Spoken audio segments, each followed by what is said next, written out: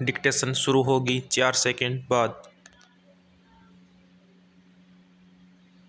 शुरू। इस मामले में याची सहित अन्य पिछड़ा वर्ग के अनेक महिला अभ्यर्थियों ने उत्तर प्रदेश सिपाही भर्ती प्रक्रिया 2013 के लिए नियत परीक्षा उत्तीर्ण किया और सामान्य श्रेणी के अंतिम चयनित अभ्यर्थी, जिसे 274.89 अंक प्राप्त हुआ था, से अधिक अर्थात 276.59 अंक प्राप्त किया, फिर भी उनका चयन नहीं हो पाया क्योंकि उन्होंने अन्य पिछड़ा वर्ग के कोटे से आवेदन किया था और इस वर्ग की सीट इससे अधिक 300 से अधिक प्राप्त करने वाले अभ्यर्थियों से भर चुकी थी। अतः याचिकागण ने यह एसएलपी आवेदन प्रस्तुत कर न्यायालय से मांग किया कि जब उनका अंक सामान्य श्रेणी के चयनित उम्मीदवार से अधिक है, तब उन्हें सामान्य श्रेणी में चयनित किया जाए, भले ही उन्होंने आरक्षित श्रेणी से आवेदन किया था। हालांकि इस मामले में स्वयं उच्चतम न्यायालय अन्य मुद्दों पर 2 बार आदेश दे चुका था। पूर्णपीठ ने उच्चतम न्यायालय द्वारा पूर्व में निर्णीत अनेक मामलों, जिनमें मुख्य निर्णय इंदिरा साहनी का है, में स्थापित आरक्षण संबंधी सिद्धांतों का अवलोकन करते हुए निम्न निर्णय दिया है। Para change.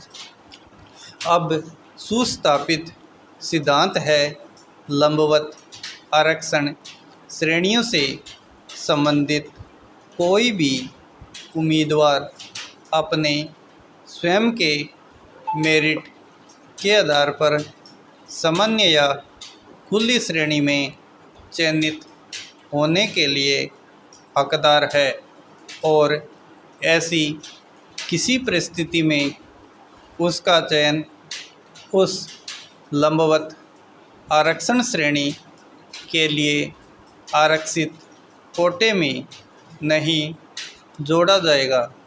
राजेश कुमार दरिया इत्यादि बनाम राजस्थान पब्लिक सर्विस कमीशन और अन्य 8 एससीसी रितेश बनाम डॉक्टर YL यामुल और अन्य बनाम पंजाब राज्य, किंतु इनमें से कोई निर्णय नहीं करता है कि यह सिद्धांत लंबवत आरक्षण को भी लागू करेंगे।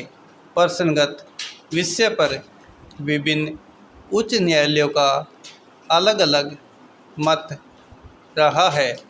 इलाहाबाद उच्च न्यायालय के पूर्णपीठ ने अजय कुमार बनाम उत्तर प्रदेश राज्य के मामले में निम्न मत व्यक्त किया है।